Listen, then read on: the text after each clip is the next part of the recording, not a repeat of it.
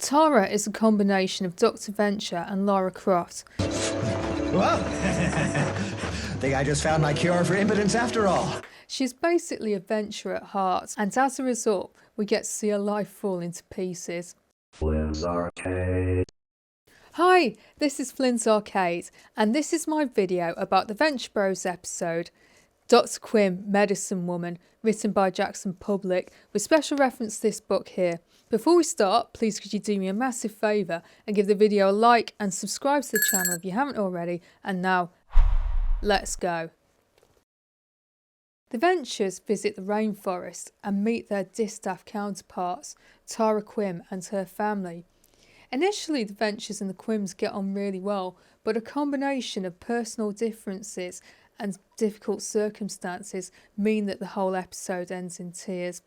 We also learn more about Jonas's lifestyle choices and his A-lister social circle during a flashback sequence to a swinging 60s party back at the Venture compound.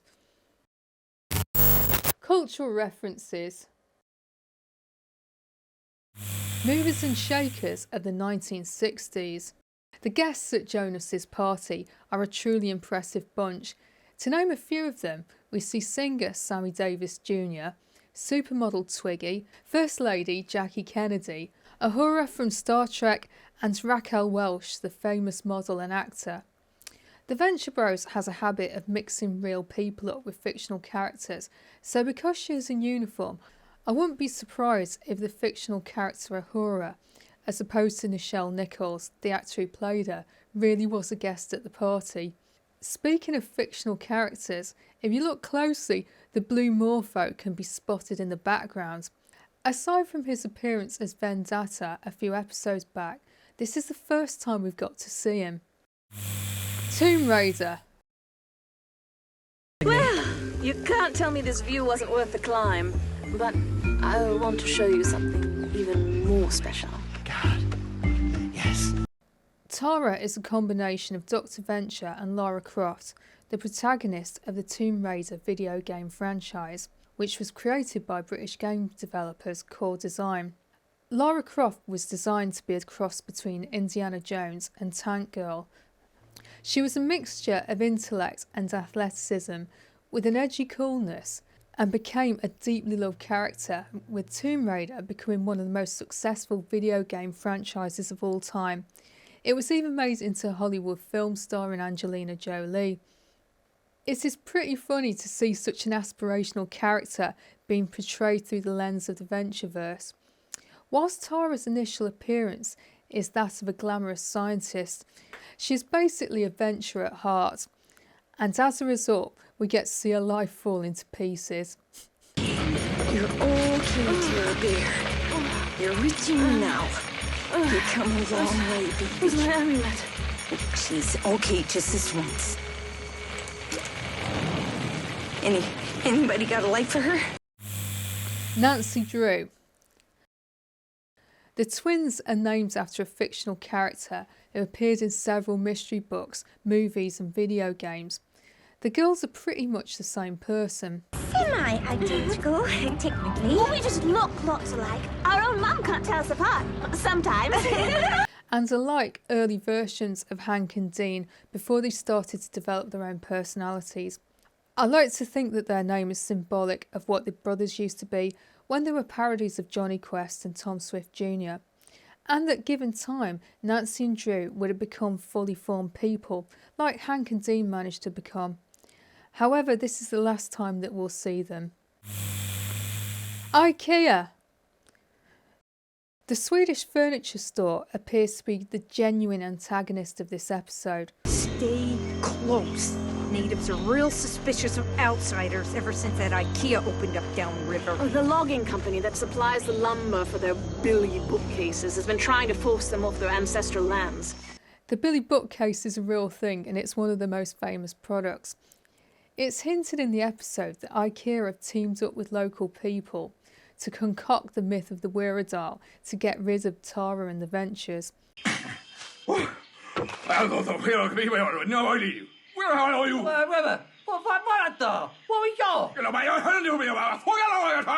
Because if you look closely in this scene, It appears that they were bribing locals with offers of minimalist furniture. Watership Down.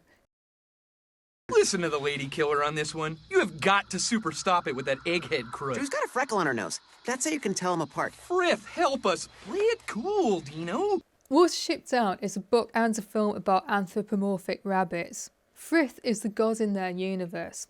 It was a particular favourite of mine as a kid, and I was really pleased to see it mentioned here because now I think Jackson was obviously a big fan too. Iggy Pop and Weezer. Whatever. I like Dean. He's got that hot little Iggy Pop body, but with like a Weezer sort of style. The girls liken Dean to them, and if you're a Venture Bros fan, you will already know very well who Iggy Pop is. Weezer had a breakthrough hit where they dressed in 1950s fashion.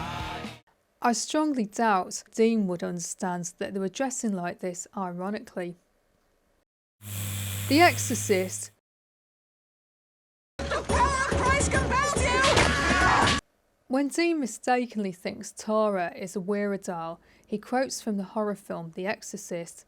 This is not the last time we will see this film referenced in the Venture Bros. Character development. This is a Jackson episode, and like the Doctor is Sin, it goes deep into character development. Tara and Rusty. This episode introduces a love interest for Rusty in the form of Tara. Solomon's Heart. This valley is the only place on Earth it can grow, but they only blossom on mature trees over 40 years old. You see how the seeds form a heart? I do. This isn't the first time we have seen Dr. Venture fall in love. We've already seen his relationship with Charlene. But this relationship isn't off the back of some horrible ruse to turn him into a giant caterpillar. At first, Tara returns his feelings. In the art book, Jackson says how he wanted to show Dr. Venture becoming a better person in Tara's presence. However, he just blows it and winds up burning down a forest and the last home of an important plant because it's the Venture Bros. Tara and Rusty share a past. Their parents were friends and they were childhood sweethearts. The natives are getting restless. We're not long for this world. And before they kill us and shrink our heads and cut us up and eat us, kiss me, Dr. Venture. In the arts book, Jackson says that he wanted to seed another. Is this the boy's mother character who has a history with Rusty? I was surprised to learn about this because I've come up with a lot of Venture Bros theories over the years, but the idea that Tara could be the boy's mum has never occurred to me. However, I've always thought that she was related to the family in some way. With her red hair and green eyes, she looks very similar to Rusty. Who knows what else? Loneliness. With further research, I could... Did you say... Her mum had a fling with Jonas, so I've always assumed that Tara is Rusty's long-lost half-sister. This is pretty gross, so I'm relieved that their romance never worked out.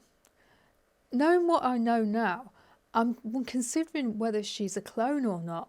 She definitely looks a lot like Rusty, and she shares a lot of his personality traits, so she must have Venture genes. I'm just not sure how exactly. Dr. Tara Quymn. Dr. Venture's new love interest, Tara, has a very sad backstory, which is hinted at here. Are you and Horace quarrelling again? No, Tara. Hello, sunshine. Got your nose. Hey, now! Take Tara downstairs, would you? Go with the nice Chinaman, Tara doll. The grown-ups in her life were pretty negligent, and I always find that scene very sad. It shows just how desperate she was for affection. It appears that her childhood has fucked her up pretty badly, as shown here with Ginny's comment.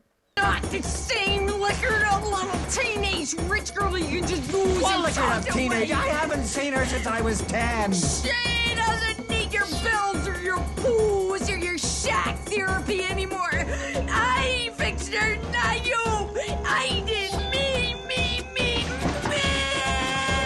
As a potential Venture sister and an official stepdaughter of an original Team Venture member, She's an example of how generational trauma fucks people up, which is one of the darker themes that permeates the whole show. Her budding relationship with Rusty ends badly, and the two never speak again, but her presence adds real pathos to this show, which will never be forgotten. Tara also raises the possibility of other Venture siblings. When we first met Dr. Venture, he was an only child, but now he has a brother JJ and a potential sister. We know his dad was quite the fuckboy, so who else is out there? Nancy and Drew. I really hate these two. They initially appear to be as innocent as Hank and Dean, but they are actually truly horrible people. Their behaviour towards Dean is disgusting, and in my opinion, it's one of the most disturbing incidents in the whole of the Ventureverse. In the art book, Jackson describes how he learned that Dean had become quite the heartthrob amongst younger female fans, but none of them were into Hank, so this story was a reaction to that. Jackson says that because he voices Hank and enjoys writing Hank so much, he wanted to play out his frustrations in this episode. In my opinion, making Nancy and Drew evil was a way for him to deal with this in-universe in a really graphic way. But it's resulted in this older female fan genuinely loathing these two so much that I rarely watch this episode. On a lighter note, in the art book, Doc Hammer says that he recognises just how important the Dean almost gets laid storyline is for people who draw and write fan fiction, and they've had hours and hours of fun out of this. So it's not everyone feels as badly about this as I do. In many ways, I really wish the girls had fallen in love with Hank instead of his brother, but had that happened, this really would have been a very different show. Jokes! In the art book, Jackson talks about how he wanted Dr. Venture to become a better person around Tara, and they are shown having a really nice time in this montage.